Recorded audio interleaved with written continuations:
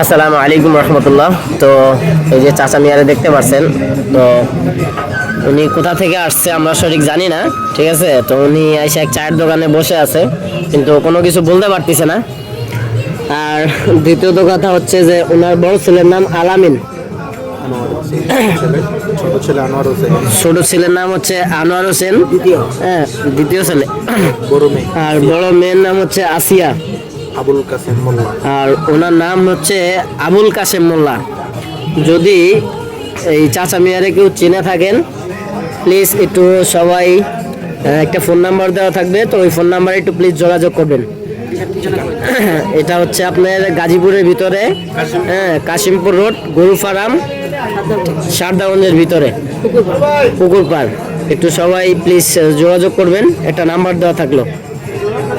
উনি বলতে পারতেছে না কিছু, হ্যাঁ। তো ওনার বাসা কোথায় বা কোন জায়গায় কি, যদি কেউ চিনে থাকেন প্লিজ একটু সবাই জানাবেন, হ্যাঁ। আর ভিডিওটা প্লিজ একটু সবাই শেয়ার করে দিবেন। আসসালামু আলাইকুম রহমতুল্লাহ।